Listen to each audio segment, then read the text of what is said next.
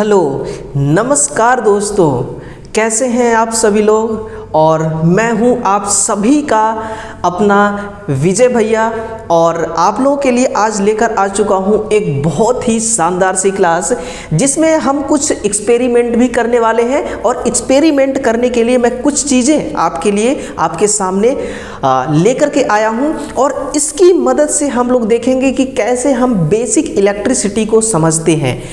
जो static electricity होती है उस स्टैटिक इलेक्ट्रिसिटी को कैसे प्रोड्यूस किया जा सकता है, कैसे इसका जनरेशन किया जा सकता है, इसको भी हम डिटेल से आज के सेशन में समझने वाले हैं।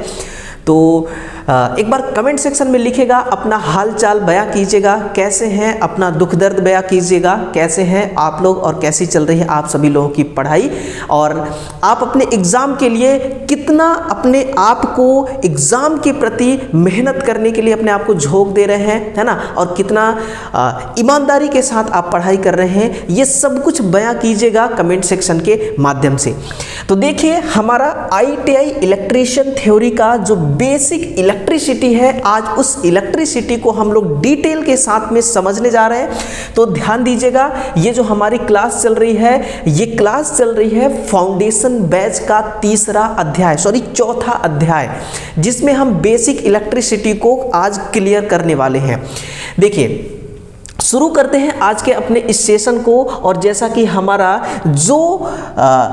जो हमारा पढ़ाने का जो अपना एक अलग ही अंदाज होता है, उसी अंदाज में उसी फेवर में आज मैं आप लोगों को पढ़ाने जा रहा हूं।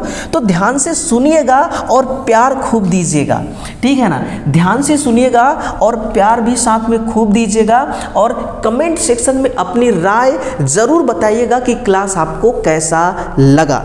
बोलिए बाके बिहारी लाल की जय। अब शुरू करते हैं। और आज का सेशन में हम क्या क्या कवर करने वाले हैं, किन किन टॉपिक्स को हम कवर करेंगे, थोड़ा उस पर फोकस किया जाए। तो सर, विद्युत क्या है, इसका संक्षेप इतिहास, विद्युत के प्रकार, विद्युत पैदा करने की विधियां, और थोड़ा बहुत हम एटम्स को भी समझेंगे कि एटम्स क्या होता है, ठीक है। तो पहला जो हमारा इस बेसिक इलेक्ट्रिसिटी का जो पहला चैप्टर है वो यही है कि व्हाट इज इलेक्ट्रिसिटी।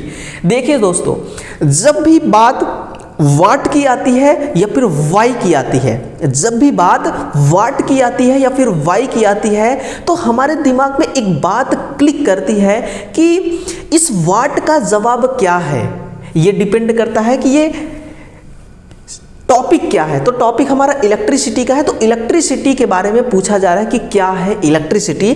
तो समझिएगा कि विद्युत पदार्थ के आधारभूत कण परमाणु का अंग है और विशेष विधियों से ऊर्जाओं का प्रयोग करके विद्युत को परमाणु में से अलग किया जा सकता है। बहुत इंपॉर्टेंट लाइन है, बहुत ही इंपॉर्टेंट लाइन है कि अलग अलग विधियों के माध्यम से, अलग अलग एक्सपेरिमेंट के माध्यम से जो ऊर्जा है, इलेक्ट्रिसिटी क्या है, इलेक्ट्रिसिटी ऊर्जा है। ये इलेक्ट्रिसिटी क्या है, ऊर्जा है। इस ऊर्जा को हम अलग अलग एक्सपेरिमेंट के माध्यम से, है ना, एटम से बाहर निकालते हैं। नहीं समझ में आया? देखिए, जैसे कि ये एक एटम्स है, ये पूरा क्या है, ये एक एटम्स है। और हर चीज का, दुनिया का कोई भी चीज हो, उसका अपना एक सेंटर पॉइंट होता है। तो इस पदार्थ का भी अपना एक क्या है, सेंटर पॉइंट है। समझिए, इस सेंटर पॉइंट में क्या है, इसमें है प्रोटॉन और न्यूट्रॉन, है ना। बाकी इस पदार्थ के, इस एटम्स के कुछ लेयर हैं। ये फर्स्ट लेयर आपको दिख रहा है, ये सेकेंड लेयर दिख रही है और ये थर्ड लेयर दिख रही है। इस लेयर में क्या होगा, तो इस लेयर में होंगे इलेक्ट्रॉन, इस लेयर में क्या होंगे, इलेक्ट्रॉन। और सेंटर पॉइंट पे क्या होगा, प्रोटॉन और न्यूट्रॉन, जिसको हम कहते हैं न्यूक्लियस। इसको हम क्या कहते हैं, हिंदी में अगर मैं कहूं तो इसको कहा जाता है नाभिक। नाभिक में क्या होते हैं बताइएगा, प्रोटॉन और न्यूट्रॉन होते हैं, है ना। और बाकी ऑर्बिटल में क्या होते हैं, इलेक्ट्रॉन होते हैं। अब इस इलेक्ट्रॉन को इस परमाणु से बाहर कैसे निकाला जाए, तो उसके लिए अलग अलग मेथड्स होते हैं, अलग अलग विधियां होती हैं। उन विधियों को हम अभी देखने जा रहे हैं।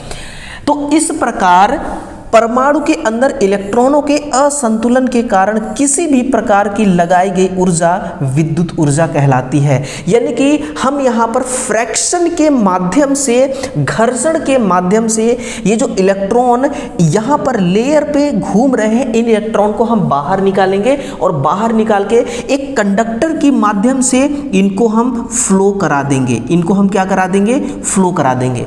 और इलेक्ट्रॉन का फ्लो होना ही करंट का फ्लो होना कहलाता है।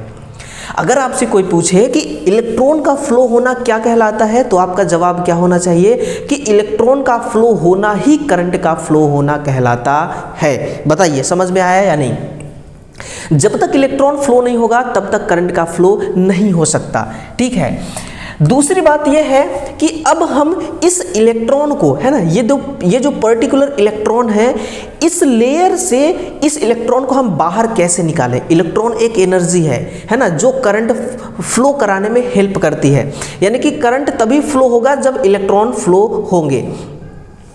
तो आप यहां से थोड़ा देखिएगा कि विद्युत के प्रकार कितने हैं, पहले उसको समझिएगा कि विद्युत कितने प्रकार के होते हैं।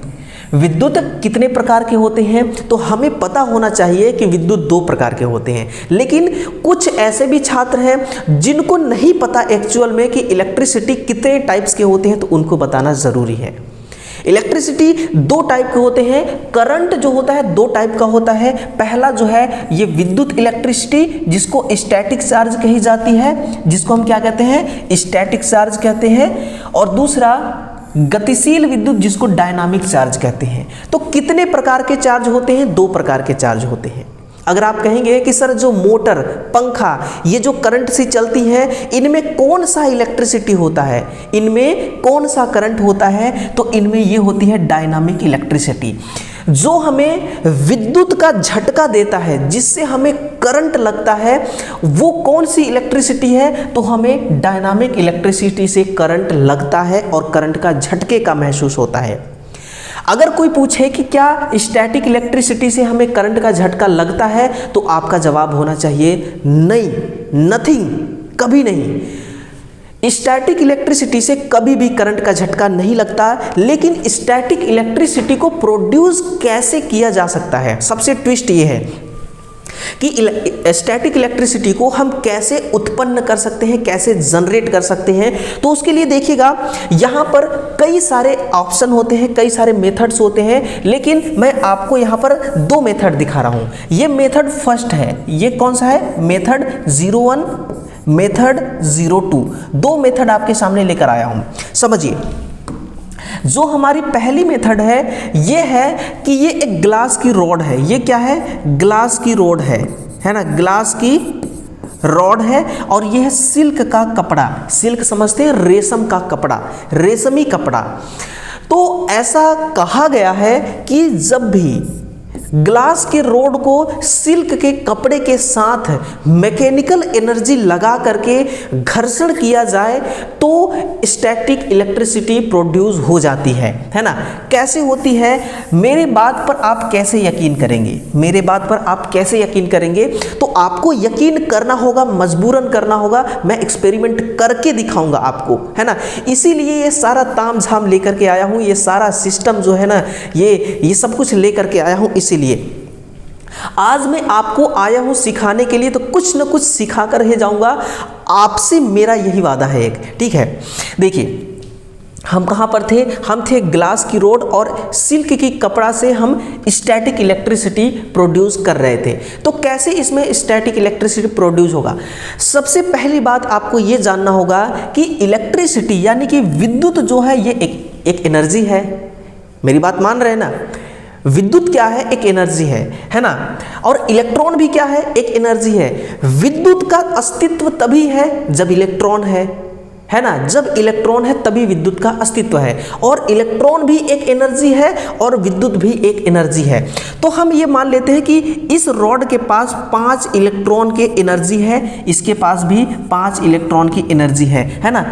दोनों के पास 5 इलेक्ट्रॉन की एनर्जी है। तो फाइनली इसका रिजल्ट क्या आएगा? 0 इलेक्ट्रॉन। कितने? 0 इलेक्ट्रॉन। कैसे? अगर मेरे सामने कोई दूसरा व्यक्ति खड़ा है जो मुझे मान लीजिए कि 5 न्यूटन का फोर्स लगाकर अपनी तरफ खींच रहा है, और 5 न्यूटन का फोर्स लगाकर मैं भी उसे अपनी तरफ खींच रहा हूं, तो बताइए कौन आगे जाएगा, कौन उधर जाएगा, कौन इधर जाएगा? अरे कोई नहीं जाएगा यार, दोनों के दोनों वहीं पे खड़े रहेंगे, क्योंकि जो हमारा फोर्स है वो जीरो हो जाएगा। वैसे ही दोनों में अगर सेम चार्ज है तो ये उदासीन हो जाएंगे, इसको हम न्यूट्रलाइजेशन भी कह सकते हैं, न्यूट्रलाइज कह सकते हैं। लेकिन हम यहाँ पर स्टैटिक इलेक्ट्रिसिटी प्रोड्यूस कर रहे हैं, तो हम क्या करेंगे कि मैकेनिकल ऊर्जा यानी कि यांत्रिक शक्ति लगा करके इन दोनों को आपस में रगड़ेंगे। क्या करेंगे? इन दोनों को आपस में रगड़ेंगे और रगड़ने से घर्षण होगा, जिससे होगा यूं कि इसके अंदर पॉजिटिव आवेश पैदा होगा, इसके अंदर निगेटिव आवेश पैदा होगा, इसके अंदर निगेटिव आवेश पैदा होगा, क्योंकि इसमें से जो इलेक्ट्रॉन है, इसमें से जो इलेक्ट्रॉन है, ये इलेक्ट्रॉन किधर चले जाएंगे? ये इलेक्ट्रॉन सिल्क के कपड़े की ओर विस्थापित हो जाएंगे, है ना, सिल्क के कपड़े की ओर ये विस्थापित हो जाएंगे और यहाँ पर इलेक्ट्रॉन की कमी आ जाएगी। किसकी कमी आएगी? इलेक्ट्रॉन की कमी आ जाएगी, जिसके वजह से यहाँ पर पॉजिटिव चार्ज आ जाएगा। पॉजिटिव चार्ज कैसे आ जाएगा समझिए। अगर मेरे सर पे 10 रुपए का कर्ज है, अगर मैं 10 का 10 रुपए अगर चुका दिया तो मैं किसी का ऋणी नहीं रहूंगा, किसी का कर्जदार नहीं रहूंगा, है ना। जो अब धन होगा वो मेरा खुद का होगा, है ना। अब इसके पास जो चार्ज है वो खुद का चार्ज है, यहाँ पर पॉजिटिव चार्ज हो जाएगा, यहाँ पर निगेटिव चार्ज हो जाएगी, है ना। इसी प्रकार से जो मेथड नंबर 2 है, इससे भी हम एक एक्सपेरिमेंट करके स्टैटिक इलेक्ट्रिसिटी प्रोड्यूस कर सकते हैं। कैसे? देखिए, ये है एम्बर, इसको हम क्या कहते हैं? ये हमारी है एम्बर और ये है चमड़ा, है ना। ये क्या है? चमड़ा यानी कि लेदर। इन दोनों को जब आपस में सेम प्रोसेस के द्वारा क्रियाकलाप कराया जाता है तो एम्बर में निगेटिव चार्ज और इसके अंदर पॉजिटिव चार्ज उपस्थित हो जाते हैं, है ना। अब मैं आपको आपके सामने प्रैक्टिकल करके दिखाऊंगा। ये जो कट्टे वाली बोरी आती है ना, ये जो कट्टे वाली बोरी आती है, उसी बोरी का मैंने निकाल के रखा है। मेरे पास रेशम के धागे नहीं थे, है ना, इसीलिए मैंने इसका सहारा लिया। अब इससे मैं स्टैटिक इलेक्ट्रिसिटी जनरेट करके आपको दिखाऊंगा। देखिए, अभी देखिए, दोनों मेरा हाथ, मेरा उंगली और ये दोनों चार्ज हो जाएंगे और एक दूसरे को आपस में अट्रैक्शन करेंगे, जिससे ये सिद्ध हो जाएगा कि हाँ, घर्षण से स्टैटिक इलेक्ट्रिसिटी जनरेट होती है। अब देखिए, इसके लिए मुझे क्या करना पड़ेगा? यांत्रिक शक्ति लगाना पड़ेगा, है ना, यांत्रिक एनर्जी, मैकेनिकल एनर्जी लगाना पड़ेगा। मैं मैकेनिकल एनर्जी लगा रहा हूँ और मेरा उंगली जो है और ये धागा आपस में क्या हो रहे हैं? फ्रैक्शन हो रहे हैं। जितना ज़्यादा फ्रैक्शन होंगे उतना ज़्यादा इसमें क्या होगा? उतना ही ज़्यादा इसमें स्टैटिक इलेक्ट्रिसिटी यानी कि एनर्जी जनरेट होगा, और जितना ज़्यादा एनर्जी जनरेट होगा उतना ही ज़्यादा ये फैलेगा। देखिए, ये बहुत ज़्यादा फैल रहा है कि नहीं? जितना ज़्यादा ये चार्ज होता जाएगा उतना ही ज़्यादा ये फैलेगा। मेरे उंगली में पॉजिटिव चार्ज और इस धागे में निगेटिव चार्ज। आपको पता होगा कि सेम पोलरिटी के जो चार्ज होते हैं ये एक दूसरे को कभी भी आकर्षित नहीं करते, ये एक दूसरे को क्या करते हैं? रिपेल करते हैं, एक दूसरे से भागते हैं, है ना, सेम पोलरिटी। तो ये जो धागा है इसमें नेगेटिव चार्ज है, सभी धागा में नेगेटिव चार्ज है, इसलिए सभी धागा एक दूसरे से फैल रहे हैं। आप देखिए, सभी धागा एक दूसरे से फैल रहे हैं, कोई भी धागा यहाँ पर चिपका हुआ नहीं है। अब अगर मैं अपनी उंगली को इनके पास ले आऊँ तो देखिए, ये देखिए, ये कैसे मेरे उंगली में चिपक रहे हैं। ये देखिए, ये है ना, ये इस चीज़ का प्रमाण है कि अब मेरा उंगली और ये धागा चार्ज हो चुका है। ये मेरा उंगली और धागा चार्ज हो चुका है और इसमें सेम पोलरिटी के चार्ज हैं, इसलिए सारे देखिए, एक एक को आप देख लीजिए, सब एक दूसरे से दूर भाग रहे हैं, एक दूसरे से दूर भाग रहे हैं। तो इस प्रकार से स्टैटिक इलेक्ट्रिसिटी जो है वो प्रोड्यूस किया जा सकता है। अभी भी देखिए, अभी भी इसके अंदर चार्ज है, ये एक दूसरे से दूर भाग रहे हैं। मेरे यहाँ इस पे भी पकड़ लेंगे, देखिए हाथों पे जो बाल है इसको आसानी से ये कैच कर रहे हैं, है ना, आकर्षित हो रहे हैं। तो इस प्रकार से भी स्टैटिक इलेक्ट्रिसिटी को हम प्रोड्यूस कर सकते हैं। ये होता है स्थिर विद्युत। अब आप कहेंगे सर इस विद्युत का क्या ही काम है, इस विद्युत का हम प्रयोग कहाँ पर कर सकते हैं? इसका यूज सिर्फ प्रयोगशाला में किया जा सकता है। कहाँ पर? इसका सिर्फ प्रयोगशाला के अंदर प्रयोग के लिए, यानी कि विद्युत इस दुनिया में है इस चीज को साबित करने के लिए, इस चीज को क्या करने के लिए? इसको हम साबित करने के लिए हम लेबोरेटरी में इसका प्रयोग कर सकते हैं, इसका इस्तेमाल नहीं कर सकते। एक वायर में, अगर ये एक वायर है तो इस वायर में हम इस करंट को ट्रांसफर नहीं कर सकते हैं, इसको ट्रांसफर नहीं कर सकते हैं, ठीक है। अब बताइए किसी को भी अगर डाउट हो, है ना, एनी डाउट, तो मैं आपको एक नंबर देता हूं 8717918422। ये नंबर हमारा व्हाट्सएप ग्रुप का नंबर है। इस पर अपना जो राय या फिर इस पे अपना जो डाउट है इस पर व्हाट्सएप करके आप पूछ सकते हैं, या फिर कमेंट सेक्शन के माध्यम से पूछ सकते हैं। मैं अपने हर क्लास का कमेंट सेक्शन चेक करता हूं, प्रॉपर जिसका सही सवाल रहता है, सही तरीके का सवाल रहता है, उसका डेफिनेटली मैं आंसर देता हूं, है ना। तो आप भी अपना कमेंट सेक्शन में कमेंट कर सकते हैं, कमेंट लिख सकते हैं। बताइए स्टैटिक इलेक्ट्रिसिटी समझ में आ गई ना। अब समझते हैं कि गतिशील विद्युत यानी कि डायनामिक इलेक्ट्रिसिटी क्या होती है। देखिएगा, ये जो डायनामिक इलेक्ट्रिसिटी है ना सर, ये गतिमय विद्युत को विद्युत धारा कहते हैं, यानी कि जो विद्युत धारा गति करता है एक स्थान से दूसरे स्थान तक, जो विद्युत धारा गति करता है उसको हम क्या कहते हैं, उसको हम डायनामिक इलेक्ट्रिसिटी यानी कि गतिशील इलेक्ट्रिसिटी कहते हैं। वह विद्युत ऊर्जा जिसे आसानी से एक स्थान से दूसरे स्थान पर पहुंचाया जा सकता है, लेकिन ये हवा में उड़ करके इस स्थान से इस स्थान पर नहीं चली जाएगी, इसको एक माध्यम चाहिए। और माध्यम क्या होगा, माध्यम होगी कंडक्टर, क्या होगा, जिसको हम कहते हैं चालक। ये बस वाली कंडक्टर नहीं है, ये कौन सी, ये चालक है, जिसमें करंट का फ्लो हो सकता है, उसको हम कहते हैं चालक। जिसमें करंट का फ्लो नहीं हो पाता उसको हम कहते हैं अचालक, यानी कि कुचालक भी कहते हैं ना, इंसुलेटर। तो एक स्थान से दूसरे स्थान तक जो विद्युत पहुंच सकता है आसानी से तार के माध्यम से, उसको हम कहते हैं गतिशील विद्युत। इसी को कही जाती है गतिशील विद्युत ऊर्जा, ठीक है। अब चालकों के घूमने से, अब इसको जनरेट कैसे किया जाता है, इसको तो आपने देख लिया कि कैसे कैसे हम स्टैटिक इलेक्ट्रिसिटी को जनरेट कर लेते हैं। अब डायनामिक इलेक्ट्रिसिटी को कैसे जनरेट करेंगे, इसको जनरेट करने के बहुत सारे तरीके हैं।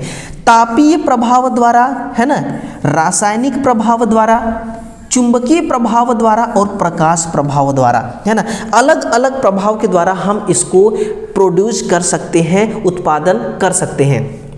अब बात आती है कि सर आप हमें ना करके दिखा दो, है ना, आप हमें करके दिखा दो, क्योंकि करना किसी को नहीं है, बस धरी धराए सब कुछ मिल जाए तो उसका एक मज़ा ही अलग होता है ना। तो मैं वो मज़ा आपको ज़रूर दूंगा। देखिए ये है हमारा तापीय प्रभाव, ये क्या है, बाय थर्मल इफेक्ट। कैसे थर्मल इफेक्ट के द्वारा इलेक्ट्रिसिटी जनरेट किया जाता है, उस प्रभाव को, जिस प्रभाव की वजह से हम थर्मल के द्वारा यानी कि हीट के द्वारा, हीट प्रभाव के द्वारा हम इलेक्ट्रिसिटी जनरेट कर लेते हैं, उस प्रभाव को हम सीबैक प्रभाव के नाम से भी जानते हैं। उसको हम क्या कहते हैं, सीबैक प्रभाव के नाम से भी जानते हैं। और इस विधि को, जिस विधि से थर्मल इफेक्ट के द्वारा इलेक्ट्रिसिटी जनरेट की जाती है, इस मेथड को कही जाती है थर्मोकपल मेथड, और इस प्रभाव को कही जाती है सीबैक प्रभाव, ठीक है। सीबैक एक साइंटिस्ट थे, उन्हीं का ये एक इन्वेंशन है ना। यदि इसमें दो भिन्न प्रकार के धातुओं के जंक्शन बिंदु को गर्म किया जाए, दो भिन्न प्रकार के धातुओं को, देखिए यहाँ पर आप देख सकते हैं ये एक जंक्शन है, यहाँ पर एक तार हमने जोड़ दिया और यहाँ पर दूसरा तार जोड़ दिया, है ना। दो अलग अलग पदार्थ के तार होना चाहिए, इतना ध्यान रखिएगा आप, है ना। पहला जो तार होता है, यानी कि ये दो तार होते हैं ना, ये कॉन्स्टेंटन के होते हैं, किसके, कॉन्स्टेंटन के होते हैं, निकल और क्रोमियम। निकल और क्रोमियम के तार अलग अलग तार होते हैं और इनको एक साइड जोड़ करके इनको हीट किया जाता है। इनको क्या किया जाता है, हीट किया जाता है। आप यहाँ पर देखिए, यहाँ पर हीट किया जा रहा है ना, यहाँ पर क्या किया जा रहा है, इस जंक्शन पॉइंट को हीट किया जा रहा है। जब आप हीट करेंगे ना, जब आप हीट करेंगे तो इस हीट वाले पॉइंट का हम हॉट जंक्शन कहते हैं। क्या कहते हैं, हॉट जंक्शन कहते हैं। और फिर एक कोल्ड जंक्शन बनाया जाता है, यहाँ पर एक टर्मिनल रखा जाएगा जिसको हम कोल्ड जंक्शन यानी कि ठंडा जंक्शन कहेंगे। और यहाँ से कॉपर वायर कनेक्ट करके, है ना, आगे यहाँ यहाँ पर आप एक गैल्वेनोमीटर भी जोड़ सकते हैं, मिली वोल्ट मीटर भी जोड़ सकते हैं, और जितना ज़्यादा इसको आप हीट करेंगे उतना ही ज़्यादा यहाँ पर करंट या वोल्टेज का मान आपको दिखाएगा, यहाँ से वोल्टेज प्रोड्यूस होगा, है ना। और इसका जो यूज है तापमान मापन के लिए भी की जाती है, जो कि 270 से लेकर के 870 डिग्री सेंटीग्रेड का टेम्परेचर इस मेथड के द्वारा मेजरमेंट किया जा सकता है। अब यहां से सवाल क्या बनता है आपके एग्जाम के लिए, तो सर सवाल एक ही सवाल बनता है कि इसका प्रयोग किस काम के लिए किया जाता है, सीबेक प्रभाव का प्रयोग कहां पर की जाती है। तो आपका जवाब होना चाहिए कि हाई टेम्परेचर मेजरमेंट के लिए, है ना, उच्च तापमान का मापन करने के लिए, उच्च तापमान का मापन करने के लिए सीबेक प्रभाव का इस्तेमाल किया जाता है, ठीक है ना। ये होता है सीबेक प्रभाव, और इसके माध्यम से तापीय प्रभाव के माध्यम से हम ये डायनामिक इलेक्ट्रिसिटी भी प्रोड्यूस कर लेते हैं। और आपने अभी सुना कि डायनामिक इलेक्ट्रिसिटी एक स्थान से दूसरे स्थान पर चल जा सकती है। तो आपने देखा कि इसको हमने हॉट किया और यहाँ से वोल्टेज चल करके इस तार के माध्यम से मिली वोल्ट मीटर तक आया, है ना, मिली वोल्ट मीटर तक चल के आया। लेकिन जो स्थिर विद्युत होता है वो गति नहीं कर सकती है ना, यूँ समझिए वो अपाहिज है। वो क्या है, वो अपाहिज है, उसका हाथ पांव है ही नहीं, है ना, वो चल नहीं सकता। दूसरा गतिशील विद्युत को उत्पन्न करने के लिए दूसरा जो मेथड है वो है चुंबकीय प्रभाव। वो कौन सा प्रभाव है, चुंबकीय प्रभाव है।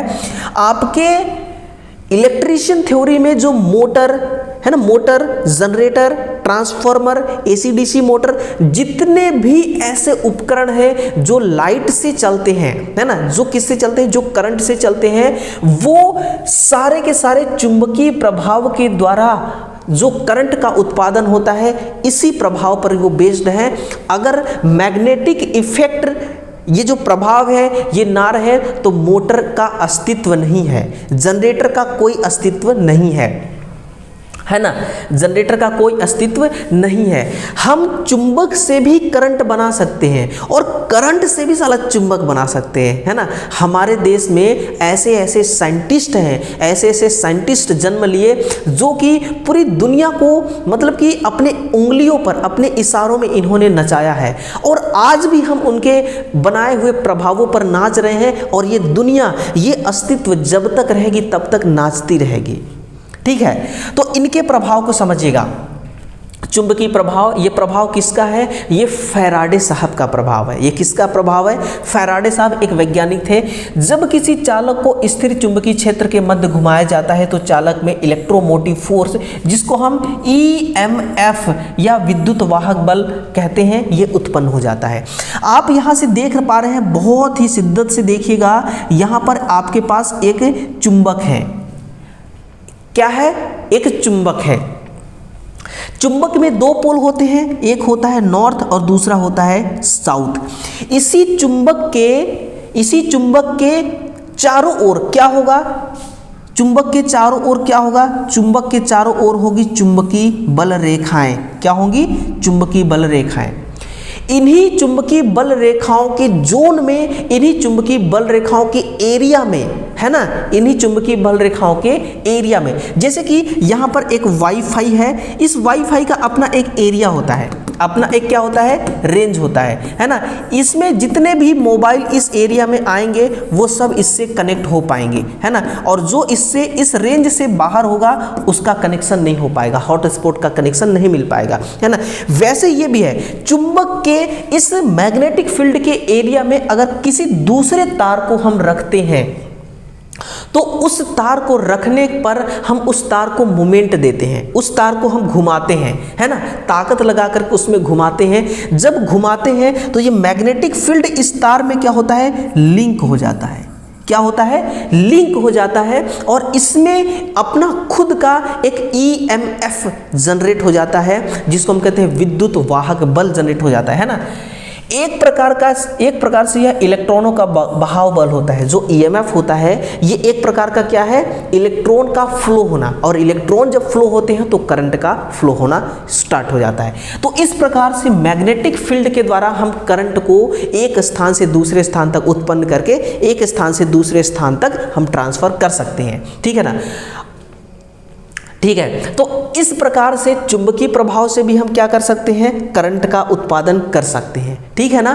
चलिए, दो विधियों को आपने समझ लिया, पहला है थर्मल विधि और दूसरा है मैग्नेटिक विधि। पहला है थर्मल विधि और दूसरा है मैग्नेटिक विधि। इसके बाद नेक्स्ट आता है कि रासायनिक प्रभाव द्वारा। रासायनिक प्रभाव का प्रयोग ऑटोमोबाइल्स के क्षेत्र में सबसे ज़्यादा किया जाता है। जो आप गाड़ियाँ चलाते हैं ना, 4 व्हीलर और बाइक जैसी जो गाड़ियाँ आप चलाते हैं, 2 व्हीलर 4 व्हीलर, इन सभी में जो करंट का उत्पादन होता है वे कैसे होता है, वो रासायनिक प्रभाव द्वारा होता है। कैसे, रासायनिक प्रभाव द्वारा होता है। उसमें ना ही हॉट प्रभाव काम आता है यानी कि थर्मल इफेक्ट काम आती है, और ना ही मैग्नेटिक इफेक्ट काम आएगी। उसमें कौन सा इफेक्ट काम आता है, ये आपका रासायनिक प्रभाव इफेक्ट काम आता है। रासायनिक क्रिया द्वारा इलेक्ट्रोलाइट में आयनीकरण का क्रिया से विद्युत का उत्पादन सेल व बैटरी में किया जाता है। देखिए क्या है कि हमारे पास एक होना चाहिए बैटरी, एक होना चाहिए लैंप और एक होना चाहिए जार। इस जार में हमें क्या रखना है, इलेक्ट्रोलाइट रखना है। क्या रखना है, इस जार में हमें इलेक्ट्रोलाइट रखना है ना, इलेक्ट्रोलाइट रखना है।